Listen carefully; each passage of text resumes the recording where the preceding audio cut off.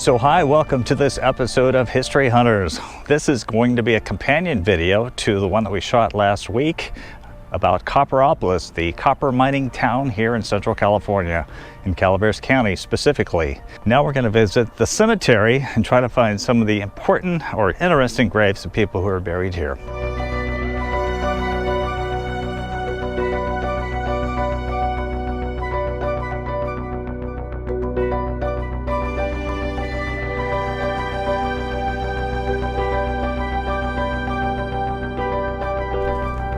This cemetery is actually comprised of 4 different sections.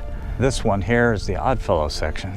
This little marker here, dedicated by Clampus Vitus, talks about the cemetery, surrounded by a 4-foot natural stone wall. Think of Civil War veterans, clampers, and many members of founding families buried and honored here. Resting places some of the earliest settlers of Copperopolis. Check it out, looks like there's a heart there on that rock. So when you enter the cemetery, there's a marker here off to the right for William Shepley. He died in 1866, 29 years old, and it begs you to stop, traveler, and cast an eye. As you are now, so once was I. So I am now, so you must be. Therefore prepare to follow me. Prepare for death, make no delay. I in my bloom was snatched away. When death did call me to depart, I left my friends with aching hearts. And this tombstone was crafted in Shaw's Flat. That is a town that doesn't exist anymore. I don't know if they misspelled it, but aching is misspelled the way we spell it today. See what I mean? He was walking around on this earth just as I am, and look at him now. He's buried under that brick over there. Right over here is the grave of Thomas McCarty. And look right there, discoverer of copper at Copperopolis. Right here it says he was the pioneer settler and rancher of Calaveras County that discovered copper ore at Copperopolis in 1860 and developed a mine and was principal share owner. It was a boom town during the Civil War. Copper was used in making of war implements. So this is his body right here. I just found this grave of Agnes, wife of Thomas McCarty, 1833 to 1921. There's a bunch of McCartys in the cemetery. Sarah's out helping me today. When I was doing a search for interesting people, I discovered this name of Arno Watt, and I remember going to school with Arno Watt, and I believe it's the same guy. He was born in 1961, same year that I was. Sad to hear that he passed away. He's right here. James Arno Watt died in 2008. Not sure what happened. I don't know. It's kind of a shock when you hear about a classmate your age passing away. And I always remembered him because who has the name of Arno Watt? It's got to be the same guy. Can't see it. Here's a little tiny thing. That's one of those wooden markers, 1907. It's interesting that the wood markers have been completely obliterated by the elements, so they have etched little metal ones on stakes. McCormick. McCormick was a big name. A bunch of McCormicks here. Irish, no doubt. A lot of these mining camps were heavily populated by Italian and German and Irish miners. Grand, that's a newer one. There's a neat wooden marker over there, see that? Someone was trying to dig this baby up. That's little. What does it say? It says unknown man. Oh wow. So it says unknown man died Salt Springs Valley 1900, moved from Felix Hettick Ranch Cemetery 1990. I can't imagine what it's like to dig up and remove. And then this is a Sylvester Felix.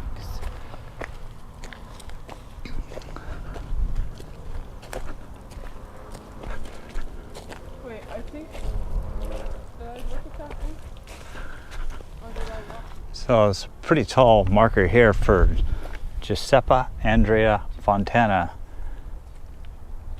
born in Italy Died here in Copperopolis in 1880. May his soul rest in peace. Fontana.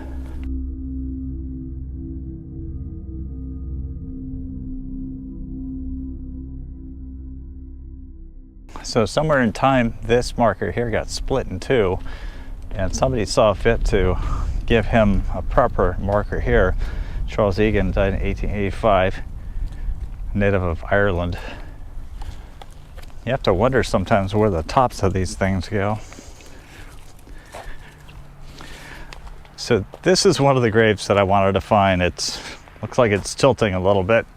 John H. Gorman, he died April 18th, 1901. He was 38 years old. And what's interesting about John Henry Gorman is he shot and killed George McCarty on April 18th, 1901. This is really a pathetic story. John Gorman and George McCarty here in town were both sweet on Emma Cobb. She was a school teacher in town. And George McCarty was delivering Mrs. Cobb to her house on April 18th. Mr. Gorman here decided to shoot and kill George McCarty in jealousy, and then he decided to go blow himself up. The legend has it that he actually committed suicide after he killed Mr. McCarty using a stick of dynamite. Newspaper reports said that Gorham was, quote, and I'm quoting, blown to bits. I'm assuming that this George Gorham is his brother, June 11th, 1870 to 1936. Here's the little foot mark for John Henry Gorman. It's really sad what jealousy will do to a man sometimes. Now, these rock walls were not built by the Chinese. A lot of people come up to the Mother Lode and they see these brick walls and they think that it's built by the Chinese, but it was actually built by a man who lived up here. There's a Drew. Is that Charles? Yeah, Charles and Emma. So who did you find? Emma Mead. Emma Mead. And Charles Drew. Yes, this is one we're looking for. Emma Mead and her husband. She was born in Iowa. She married Charles Henry Drew in 1867 here in Copperopolis. He died at a young age. Emma Mead was a covered wagon pioneer who came to California when she was 6 years old. I understand that the oxen team pulled the wagon. Her family settled near Copperopolis, where they farmed. When she was 15, she married Charles Drew, and then moved to Red Bluff, where he was a miner up there. Mr. Drew died. She came to Oakdale to make her home, and she married a Willard Mead. She actually raised 10 homeless children, so she had a heart for children. Believed that she died in Oakdale. She also lived in Yosemite Valley for a while. And it looks like she died in 1933. The lichen is really bad on this one. So I do have to talk about Samuel Cobb here. At one time I lived in Aurora as early as 1864. He remained in Aurora sometime until 1880. He was registered to vote here in Copperopolis in 1892. So I have a good friend that we met on our trip to Aurora. His name's Dave. I'm not going to give his last name for privacy reasons, but he's heavily into Aurora, and he'll probably get a kick out of the fact that Samuel Cobb here was a resident of Aurora. In fact, his sister, Mary Booker, died in Aurora and is buried in Aurora Cemetery. Although here, if you look for a gravestone, you won't find it. But his sister, Mary Booker, is buried in Aurora still. Well, this grave marker caught my eye because he was so young. Robert Edmundson? I don't know, it's interesting because he died in 1865. He was just a year old, 6 months. You can see right there on the bottom who made this marker. It was A. Taylor Vallecito. Here's another grave I was hoping to find, and I did. It's Charles Braids. And what's interesting about him is he was born in England in 1822, and he came through Ellis Island, New York, aboard the Toronto on October 28th, 1836. Wow. And this must be a brother. John Braids. Whoa! There's a pit bull here. He's scared of me, but I think he likes you. Yeah, where did he come from? Came up from behind you. Good dog. He just startled me to death. Hi, I'm really nice. I scared him. Yeah, he's worried about you because you scared him. Well, he scared me. I was here at the grave of John Braids, and a dog came up behind me and scared me. I thought he was going to attack me. While Sarah entertains the dog, John Braids, born in 1830, also a native of England. It's got to be Charles's brother, died in 1890. Yeah, we've got the grave of George Bowie. He died fighting in World War I in France. He died at Marne, France, October 20th, 1918. He was 27 and a native of New York. Gave his life for his country.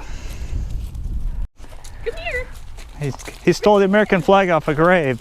Crazy dog. He's gonna go bring it home. Come on. Don't chase him. Look, he thinks it's a game. Go home. So that dog is from a neighboring property over here. And they actually stole the American flag off the grave. So I don't know if you're the type of person like I am, where I visit a cemetery and I realize how short life is. When you're young, you think that you gotta live forever. And now that I'm 60, you start thinking about how many years you have left. And when you look at the definite dates on graves, you realize that we don't have a lot of time here on Earth, despite the fact that it might seem like it in the beginning. Here's the one that I mean. Charles Smith died July 30th, 1878. He was just 49 years old. I've lived longer than he has. It's like he was a Oddfellows. Faith, love, and truth. Those 3 rings indicate International Order of Oddfellows, native of Hamburg, Germany. It's kind of an interesting name. Weeden, like weed with E-N, Underwood. Died 1885. We're actually looking for another Underwood. I thought this was pretty interesting. Mary Groves, she died 1905. Look at that Easter lily on that tombstone.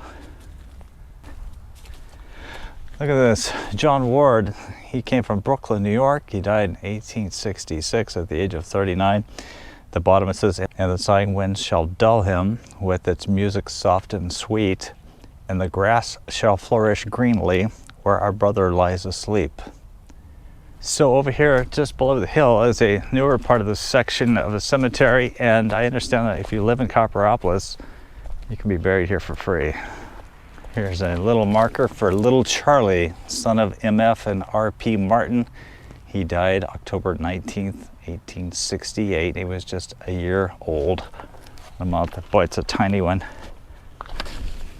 So the very, very corner are the boxes. And here's Stephen Box. He died in 1903. He came out in a wagon train and was abandoned, I don't know how. And he arrived in Hangtown, which is Placerville, in 1849. He was the deputy sheriff of Calaveras County, where he collected poll taxes from Chinese miners. Looks like he was 78 years old, native of Kentucky. I believe that's what it says. I always like it when tombstones have pictures, and there's one right here, Zarconi. Joseph, John, and Zarconi. It looks like Marie's still living, but check it out. There's their wedding picture. He was a World War II veteran and died in 2010.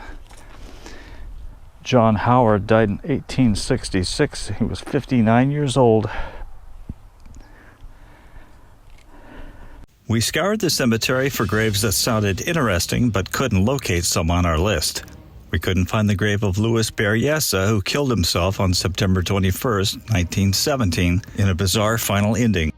The 30-year-old miner had suspected his wife of messing around with his brother in Angel's Camp. In an act of rage, he set off dynamite in the house because he thought they were having a rendezvous there.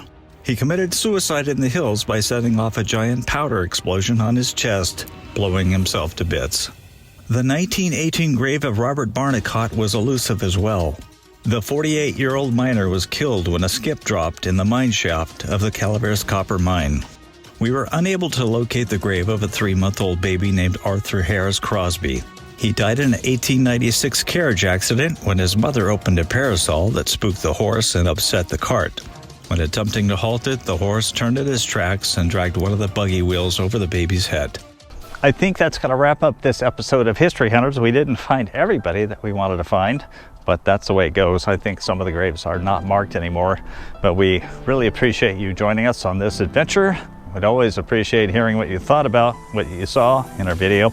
If you could give us a like and comment, that would help us with YouTube algorithms to get us promoted, because we're a growing channel and we hope to get more people interested in history.